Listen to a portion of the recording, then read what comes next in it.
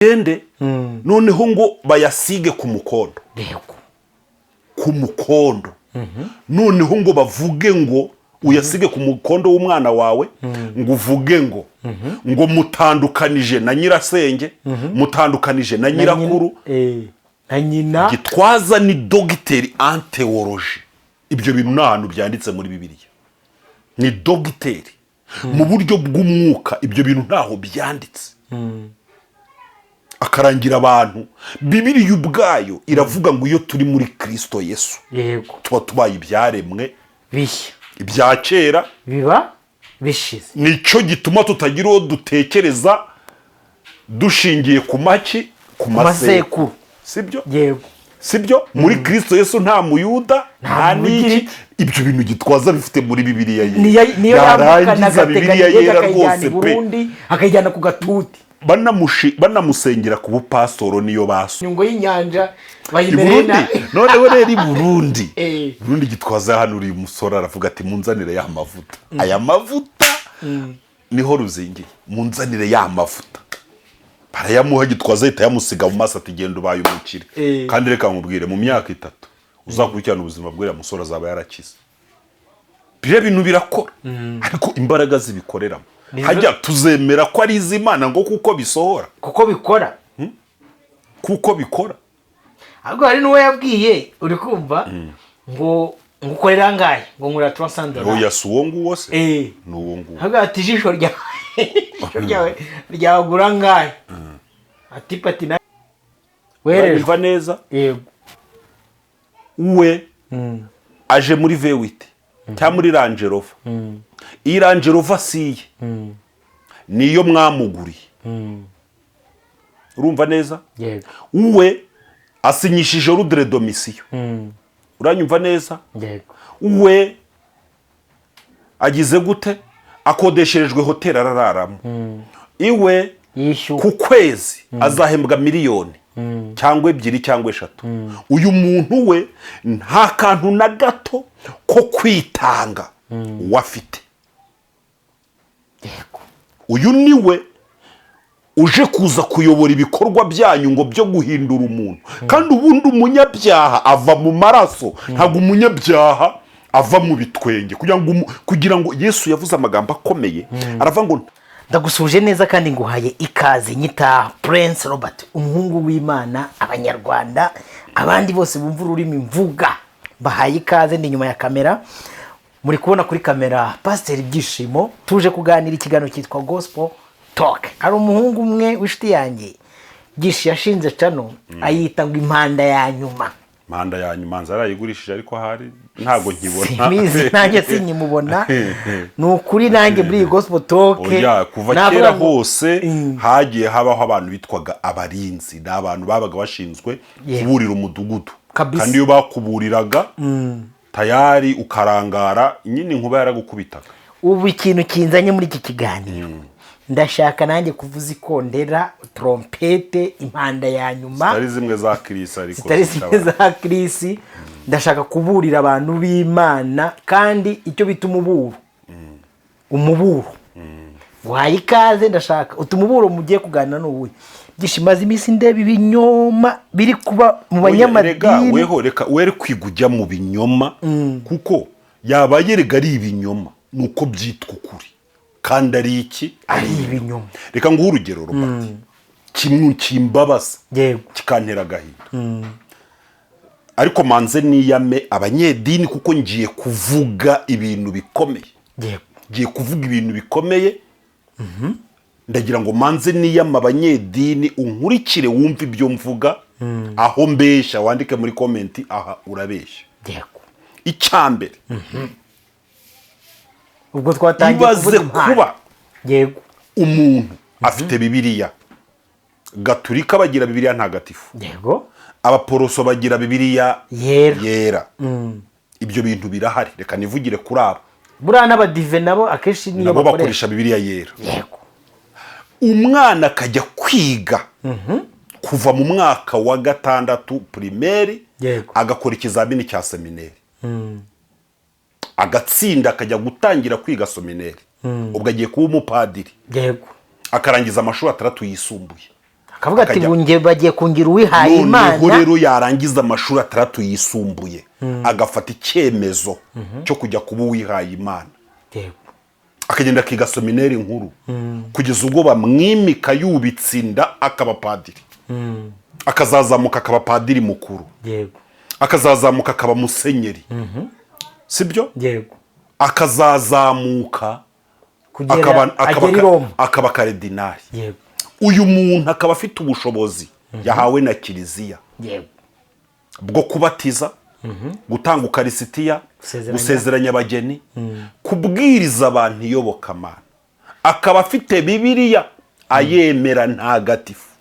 Umva ikintu giteye ubwoba Roba, muri Bibiliya ntagatifu haranditse ngo uzajya usenga Imana yawe, ntuzayibangikanye n'ibigirwamana. Muri Bibiliya ntagatifu haranditse ngo ntuzagire ishusho na rimwe y'icyo mu isi, ikuzimu cyangwa se y'icyo mu ijuru upfukamira, wikubita imbere, kuko Uwiteka Imana yawe ndi Imana igize gute, ifuha. Ntuzigere usenga ingabo zo mu ijuru, abagabe kazi, abamarayika n'abandi bantu abari bo bose, muzasenga Uwiteka Imana. Ibi bintu padiri arabifite mu gitabo cye cyitwa Bibiliya ntagatifu. ubwe agata ubwenge, ndabyita guta ubwenge. Afite igitabo kimubuza gupfuka, uretse gato tukuvuza impanda, afite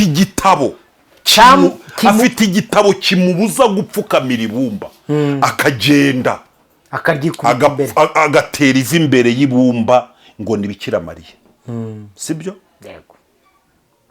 Afite igitabo kimubuza gusenga ibigirwamana, akambara ishapure, agafata agasaro ngo dawe uri mu ijuru. 40. Ibi bintu yabyize imyaka 10 arabisesengura. Ntabwo nzi ikinyabutabe, ntabwo nzi ishinge babatera, kuko urumva ntabwo nzi ishinge babatera. Aga byishimo birakomeye, ntawe nabonye ejo bundi abuzengurukana umurwa mukuru wose, urumva neza, agugurana n'igiti. Ibyo nta nicyo bitwaye kwikorera umusaraba. Ngiye nibereye kuri ibi bintu. Noneho abakirisitu, ubwo mvuze padiri, ubu baraje bantuke, baraje bantuke, ariko namwe nimurebe, uzasome Bibiliya ntagatifu, haranditse ngo, ntabwo ngiye mu maverise nushaka umamagare mubwire ngo soma aha n'aha n'aha, haranditse ngo ntuzapfukama imbere y'ibumba, ntuzapfukama imbere y'igiti, ikibajwe, igicuzwe, ikintu icyo ari cyo cyose ntuzigere ugihanga amaso, ntuzasenga Uwiteka Imana yawe ukireba imbere yawe, kuko Imana yawe irafuha. Ntuzagitunge no mu nzu yawe. Reka abakirisitu mbareke nibarize. Noneho gendere umuntu yarize agahumishwa amaso, buriya agahumishwa amaso nicyo cyubahiro ngo ni umuyobozi, yambaye ikanzu, agahumishwa amaso ngo n'amafaranga. Muzabona imiryango y'ababihaye Imana yo mugize amahirwe mu muryango wanyu, ako kana kakazamuka, bashiki bako babona babasha kwiga, barumuna bakuru, ubuzima bugahinduka, umuryango akabubakira. Ibyo bintu bikamuhumisha amaso. Nkibaza ngo noneho ahantu rero abantu bacuramira, ukabona abantu ntabwo ibyo bintu babitekereza. Ibi bintu ntabwo ubu mubitekereza ngo mubibone. Roba, reka nkubwire ikintu giteye ubwoba. Aha hari umugabo w'icyatwa dukunda, witwa Apotre Gitwaza, imbere y'Imana ishobora byose. Gitwaza kugira ngo arangire abantu, ngo kugira ngo batandukane ngo na karande ziwabo. Urabyumva neza? Ngo bafate amavuta ya elayo, ngo bagende, noneho ngo bayasige ku mukondo, noneho ngo bavuge ngo uyasige ku mukondo w'umwana wawe, ngo uvuge ngo mutandukanije na nyirasenge, mutandukanije na nyirakuru, na nyina. Gitwaza ni dogiteri en théologie. Ibyo bintu nta hantu byanditse muri Bibiliya. ni dogiteri mu buryo bw'umwuka, ibyo bintu ntaho byanditse. Akarangira abantu. Bibiliya ubwayo iravuga ngo iyo turi muri Kristo Yesu, yego, tuba tubaye ibyaremwe bishya, ibya kera biba bishize. nicyo gituma tutagira uwo dutekereza dushingiye ku masekuru, sibyo? Yego, sibyo? Muri Kristo Yesu nta muyuda nta n'iki. Ibyo bintu Gitwaza bifite muri Bibiliya ye. niyo yarangiza Bibiliya yera rwose pe, akayijyana ku gatuti. banamusengera ku bupasitoro niyo basomye, n'abasengera niyo akoresha, bamuhereza kugera ku bwa apotre ni Bibiliya basomye.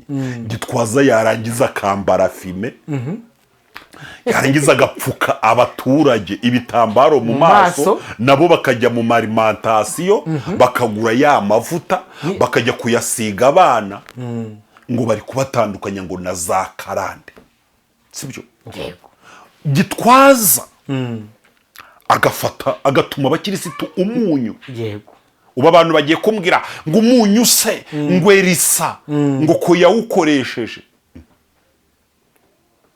Twebwe turi mu isezerano rishya, kandi Yesu yatanze urugero rw'umunyu, aravuga ati muve ku by'imyunyu, umunyu ni abantu, mwebwe muri umunyu w'isi. Gitwaza ko ari umunyu, amanitse amaboko ate. wavumuye abantu Gitwaza, urabatumira icyo undi munyu. Wewe ubwawe niba uri umunyu w'isi, nyir'ubwite yavuze ko turi umunyu w'isi, ukaba udakayutse. Bigaragara ko wakayutse rero. Iby'uwo munyu uratuma abantu ujya gukora wabikoze. Ko Petero atatumye abantu umunyu, Pawulo ko atatumye amunyu, Barinaba ko atatumye umuntu, Stefano ko nta munyu yatumye, Yakobo ko nta munyu. Ahubwo ikigeretse kugira muri baravuga umuntu uzabigisha ibyo abo batigishije. Nubwo yaba ari marayika, oya avumwe. Nubwo yaba ari marayika uvuye mu ijuru, avumwe. Gitwaza atuma abantu itaka. Nyakubahwa Robert, uzi neza ko na Gitwaza ubwe n'itaka, sibyo? Yes. Kwete niba bihakana. Oya, Adamu se. Adamu biva ku ijambo Adama, bivuga igitaka. Adama bivuga igitaka. Iyo bavuze Adamu ni uwakuwe mu gitaka. Erega ntabwo Imana ijya kure yitwita amazina, ntabwo ijya kure yabo turibo. Ni ukuvuga ngo yaravuze umuntu yitwa Adamu.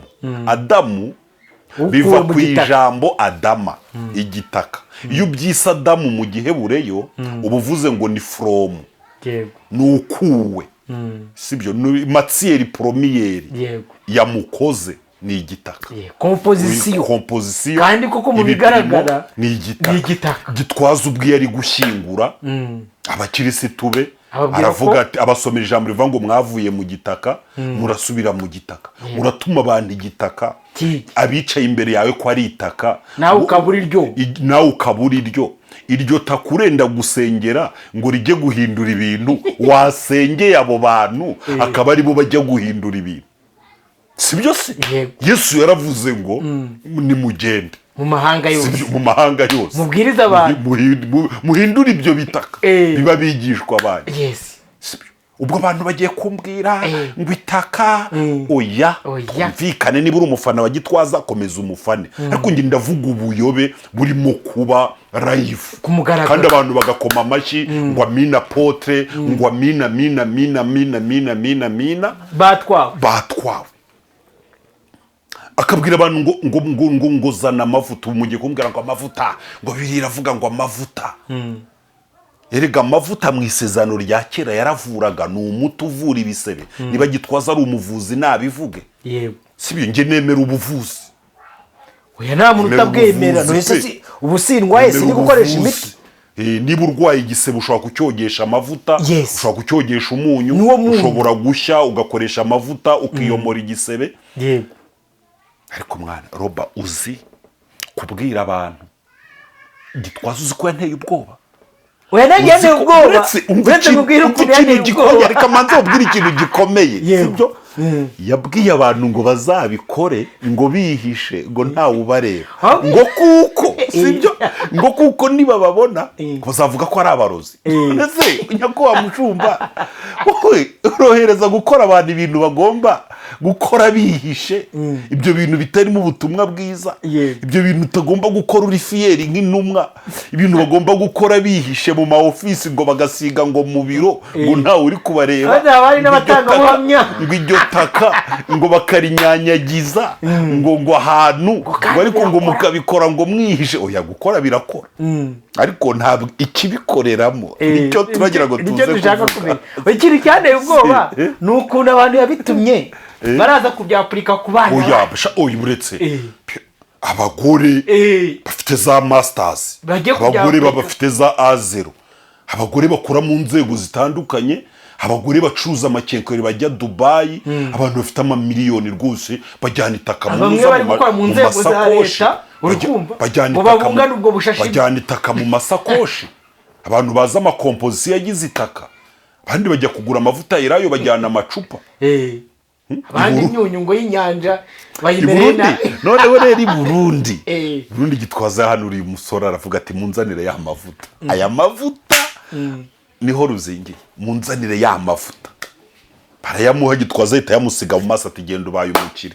kandi reka nkubwire mu myaka 3 uzakurikirana ubuzima bw'uriya musore azaba yarakize. biriya bintu birakora ariko imbaraga zibikoreramo hajya tuzemera ko ari iz'Imana ngo kuko bisohora kuko bikora. ahubwo hari n'uwo yabwiye uri kumva ngo ukorera ngahe ngo nkura $300. oya si uwo nguwo se ni uwo nguwo. ahubwo ati ijisho ryawe ryagura ngahe ati pati nanjye mu ndanye njye kurigurisha. noneho rero tuburi gitwaza amafaranga afite yayakuye mu gitaka buriya amafaranga afite yayakuye mu maturo n'ibyacumi abakirisitu batanga, niwo amafaranga gitwaza afite yayakuye. iriya myenda yambaye yayikuyemo akoresheje exchange y'amavuta. arega we byishimo wimera nka wa muntu ukunze amafaranga n'amavuta icyarimwe, avuga ngo nkeneye amafaranga ariko nkeneye n'amavuta yanjye yabijyanye ku isoko. gitwaza yazanye amavuta ya Elayo, aba yazaniye bamuha amafaranga, nabo basigara nicyo bita iki amavuta, nicyo bita isoko ry'ivunjisha. noneho dore ikibazo gikomeye ariko abantu kuki batareba abantu kuki batareba ngo bitegereze barebe neza. ariko reka nkubwire Robert na Emari hariya niba umuntu umwe ashobora guhamagaza abantu akabona abantu 300,000 300,000 nka kirisi i Burundi, noneho amadini yose ya Pentecote i Burundi ntabwo ashobora gukora igiterane ngo abone abantu 300,000. ntabwo bishoboka. niba umuntu umwe ashobora kuvuga ati nge nzaririmba muri Bekari n'abantu bakinjira bishyuye 30,000 ikuzura 10,000 bigafunga abandi bagasubira. oya amatike ahubwo abenshi barayagurisha. hari abantu bayagura mbere akagura nk'amatike 10, noneho imyanya yamara gushira itike akajya yigurisha 100,000 abantu bakaza. urumva ntabwo korari Jehova Jire ishobora gutegura konseri muri Bekari nango yuzure. nabo bubona ko bajya gucungira hirya mu muganda n'ahandi. uko ya mu muganda si Gisenyi ntibabuza abantu. ntabwo wabibonaga se ko ari abana babyinaga. ariko umwami w'isi ntiyabarekura, azi neza ko n'abazanura babohora bakava mu bubata bwe. ntabwo ashobora kubarekura, ashyiraho impamvu nyinshi, ashyiraho gahunda nyinshi za leta ye ku buryo abantu baba bari busy n'abahanyura ibyo uvuga baba bambaye kuteri ntabwo babyumva, kugira ngo umwami w'isi aguha abantu ku buryo bahomboka bisuka. ubwo hari abantu bagiye kuvuga ngo ubwo se ko tujya mu biterane ngo turabashitani ngo turabashitani. reka dukoreshe irya Yohana twebwe twere kubivuga. oya ngo turabashitani. reka nkubwire ukuntu muri abashitani uri uwashitani sibyo. none se ko ufite Bibiliya mu rugo ujye uyisoma. ntabwo shitani yakwemera Ntabwo kuko ni kuvuruwe ntabwo yatuma uyisoma icyatsi ubohoka ni kuko uyisomye wahita ubohoka hashobora kuba mesipirasiyo ushobora gusoma bibiliya ugahita kuko ibiri mu mwuka wera ushoreye amagambo yanditsemo agahita kumurikira ushobora gusoma bibiliya ugahita uhishurirwa bigarangira shitani umucitse yego none se ko ufite itorero ukagira idini ugira ngo gahunda zaryo ubasha kuzubahiriza ariko iyo habonetse umuntu nk'uwo w'isi mwene wayo werejwe ntabwo amafaranga ntacyo aba akubwiye sibyo umwanya ntiwabura uzitonde urebe mu nsengero nubwo nazo ndimo kuzikemanga njye nazikemanze imbere yawe sibyo ndi kuzikemanga Yego. ariko urusengero iyo ruramutse rushyizeho umusanzu w'ibihumbi 30 abantu bazivamo ntabwo basubirayo kabisa ariko nyamara intumwa y'Imana ihamagaye igiterane kuri stade Amahoro akavuga ati muzaze mwakira igitangaza yego kwinjira ni 30 stade Amahoro si 40 na bitatu ahari ndagira nkubwiza ukuri ko atanze iminsi 7 muri 3 amatike yaba yashize sold out ariko ADPR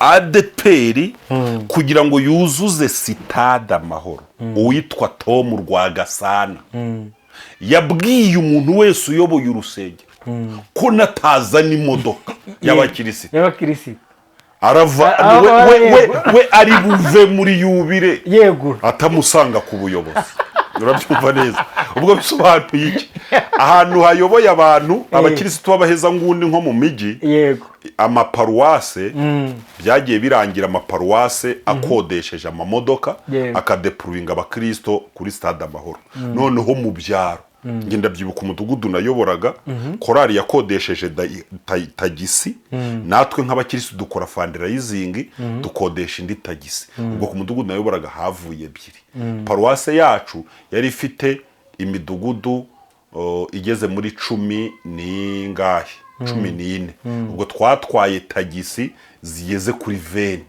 sibyo turagenda tumenayo stade Amahoro iruzura ariko ni itegeko ntago abantu bagiye babikunze ni itegeko ni ukuvuga ati ndebe yuko bwacya kabiri nkomeze nivugira ubutumwa noneho abantu rero ukibaza ngo kuki abantu umuntu akabahagarara imbere ngo ni umukozi w'Imana ariko ukimutababaza umuntu yaje muri V8 yiparika hariya n'umugore we V8 nawe ubwaziko ni nk'urukwavu ruri mu mbeba ni kwirya amafaranga kuyijyana mu igaraje birahenda kuyikoresha birahenda karibiri irahenda ibyo biva byose biba n'uruganda ni imashini ry'amafaranga ibyo bintu birahenda sindagwanya abakozi b'Imana mwo kagira Imana ahembwa miliyoni uyu muntu ngo niwe waje kubigisha ijambo ry'Imana sibyo ariko reka nze mbabaze mw'abantu mwe abantu ko mucurama sibyo mwebwe mwagiye kuvuga ubutumwa nka korali sibyo nka korali reka nere kwigwa mvuga amazina y'iyi korali mwebwe mwiteguriye konseri yo kugira ngo mubwirize ubutumwa bwiza bwa Yesu Kristo murangije konseri murayibariye kugira ngo umudeplase abaririmbye wenda bave i Kigali bajye i Musanze cyangwa i Rubavu cyangwa hanaha bitewe naho barajya Musanze buri muririmbyi agomba gutanga hakeneye ibihumbi wenda 15 by'itike muri abaririmbyi 100 ni miliyoni 1.5 murayegeranije muyikuye mu mafaranga yanyu utishoboye mu mukoreye fundraising amafaranga mashyize kuri konti ya korali miliyoni 1.5 utegera abaririmbyi n'ibyuma muravuze muti tuzakenera restauration tuzakenera amacumbi ibyo byose murabiteganije mubonye konseri yanyu izakenera miliyoni 4 muzegeranije muyakuye mu dukenkayori abandi mu mishahara yanyu abandi muyakuye mu tuzi dukora mu mihanda abandi bacuruza udutaro abandi murabitangiye b'imfubyi n'abapfakazi ayo mafaranga miliyoni 4 murazibonye nk'igitambo cyo gutamba kugira ngo nibura umunyabyaha umwe yakira Yihane. ubutumwa bwiza. yego Murarangije rero mufasha amakwasiteri muragiye mwanasenze Imana ngo igendane namwe muragiye mugeze i Rusizi cyangwa i Rubavu Cyangwa n'ahandi mumaze kugerayo rero mugiye gutegura umwigisha uzigisha ijambo ry'Imana mufashe cya gisambo ari uwejo muri nabonye kunuza kwica nimwe buretse gato nyamana wenda nk'icyo gisambo rekamanze ndangize nkavuga byinshi nyemerere wenda n'urugero iyo fundraising irarangiye bayikoreye aho ngaho bafashe umuntu umwe nk'uwe nabonye ejo bundi kwica nimwe ari kurira uri kumva kuri background yari umubare wa 336 ari kubwiriza abantu ati Imana ubu tugiye gushinga urubanza nayo kandi ngo n'ibibiri ari gukoresha ngo kubera ikiza mu kazi kacu no gudukemura ibibazo itinze sigo uwo ni uje kubwiriza abantu uwo muntu uraza gukizwa iyo nkubwe kabiri iraza gukizwa iratahana ko Imana izitinze kandi Imana itagiye ngewe ntabwo ari cyo nashaka kuvuga nako najya ngo ngashyiremo abantu bakumve neza kuko muragiye mwebwe mwashoye miliyoni 4 nk'igitambo miliyoni 4 ni amafaranga menshi muyagabanye muri abaririmbyi mukayafashisha bagenzi banyu bakenye hari abantu ubuzima bwabo bwahinduka cyane miliyoni 4 mufasha abaririmbyi 10 batishoboye buri wese mukamuha 400 ngira ngo yahimbaza Imana murayafashe muti tugiye kuyashora i Musanze cyangwa i Rubavu cyangwa i Nyagatare kugira ngo umuntu umwe yumva ubutumwa bwiza yihane murarangije rero Pawulo mujyanye ngo uri buze kwigisha ijambo ry'Imana sibyo yego werejwe neza yego we aje muri V8 cyangwa muri Range Rover iyi Range Rover siye niyo mwamuguriye urumva neza yego we asinyishije ordre domicile uranyumva neza yego we agize gute akodesherejwe hotel arararamo iwe ku kwezi azahembwa miliyoni cyangwa 2 cyangwa 3 uyu muntu we nta kantu na gato ko kwitanga wafite yego uyu niwe uje kuza kuyobora ibikorwa byanyu ngo byo guhindura umuntu kandi ubundi umunyabyaha ava mu maraso ntabwo umunyabyaha ava mu bitwenge kugira ngo Yesu yavuze amagambo akomeye aravuga ngo ntabwo ushobora kujya mu rugo rw'umunyembaraga ngo ugire ikintu umutwara utabanje kumufata ukamuboha ntabwo ushobora gufata umuntu ngo umukure mu byaha yakire Yesu ave kwa shitani utabanje gufata shitani ukamuboha uburyo shitani umubohamo ntabwo ari ya magambo ngo toka shitani mu izina rya Yesu uburyo shitani umubohamo ntabwo ari costume nziza ntabwo ari ukumenya kuvuga ntabwo ari ukumenya gutondeka amagambo ntabwo ari ukumenya guca imigani ntabwo ari ukumenya kuvuga imvugo z'utwo tugambo nk'utwuvuze ngo Imana yakirakora ngo abo yakoze mute ibyo si byo biboha shitani shitani abohwa ntabwo ari nyeganyeza mugenzi wawe mukubita inkokora umubwire ngo Yesu arakora shitani abohwa n'ibyuya n'amaraso biva mu mibiri y'abantu kuko Yesu aravuga ngo murwanye shitani yego nawe murwanye shitani kurwanya shitani ntabwo shitani bamurwanya shitani kumurwanya ni ukwigomwa kuko Yesu nawe ngo yasize icyubahiro ni ukwigomwa nuko tureka ibiryo tukiyiriza ubusa kurwanya shitani nuko tugira imbaraga zo kwitanga tukagira ibintu bituvamo iyo ujya kurwana shitani ntabwo ugenda ugiye gufata sibyo ngo ngiye kwakira oya ahubwo abavuye kwa shitani nibo bagomba kuza kwakira Yesu twebwe tugomba abagiye muri ryararimbye bavuga ngo duhure twitabe tujye mu ntambara kwicara bimaze iki satana kiri ubundi ntabwo twe tuba turi gucakira uwo muntu mwajyanye muri buze kwigisha ijambo ry'Imana ngo riri buhindura abantu n'uwo muntu wabyutse arimo gusiga bakuntuza ku mugati n'uwo muntu wabyutse arimo gusiga ubuki n'uwo muntu bakoreraga bameneye amagi n'uwo muntu imodoka ye bahanaguye n'uwo muntu waje muri batakizikoza ziba ziri smart smartphone, n'uwo muntu uhembwa miliyoni 3, n'uwo muntu bakingurira urugi gusuhuza nawe ari intambara mu modoka, n'uwo muntu mutitwaye neza wabahagarika, n'uwo muntu murakorera protokole kugira ngo abazamure mu ntera, n'uwo muntu muramutse mumwakiriye nabi mu rurembo cyangwa muri paruwase ashobora nawe kubafatira ibyemezo. Uwo muntu ngo niwe uri buze ngo guhindura abantu, sibyo? Uwo muntu wubwe ni depo y'abadayimoni, arajyaje. niyo mpamvu Satani warabareka mugakora, mugategura ibikorwa, mwamara gutegura ibikorwa icyo akora ni igiki? Kuri finali, sibyo? Abwira protokole intebe ya mbere akaba ari we muyiterera, sibyo? Noneho akaba yicaye aho shitani we akaba yicaye, ibitekerezo byose shitani akaba yicaye. Dore akaga rero kabaho. Urumva ntabwo burya nta mugore wapfa gusengera umugabo. Nk'ubu mpamagaye, nk'ubu wenda niba turi gukorera aha, mpamagaye umugore wanjye ahubwo ntigiye gutaha, ntabwo yansengera ngo Imana imuhishurire iby'umugabo we. Ariko hagize undi mugabo umubwira ngo nje kugusura, aravuga ati Mana, uyu mugabo uje kunsura ni gusa, kuko aba ari kumukemanga, kubera ko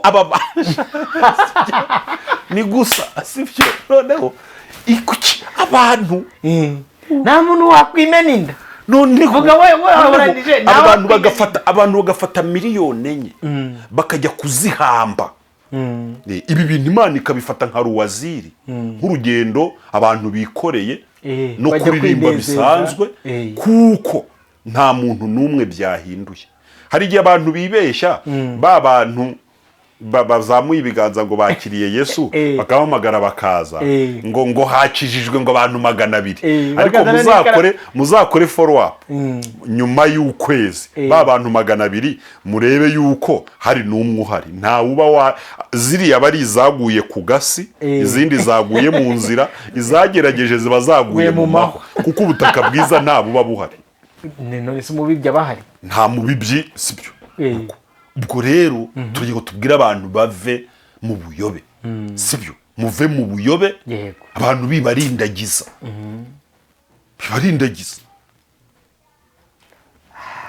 by'amakorari ibyo wavuga y'inzuki byinshi kuzirya byagorana. Ubonye za ndirimbo zabo zishorwamo amamiliyoni n'amamiliyoni. Indirimbo erega haje ikintu cyantuza cyo guparfuminga, niba ari guparfuminga, performance. Ntabwo abantu barashaka kwamamaza Yesu, abantu barashaka bo ubwabo kumenyekana.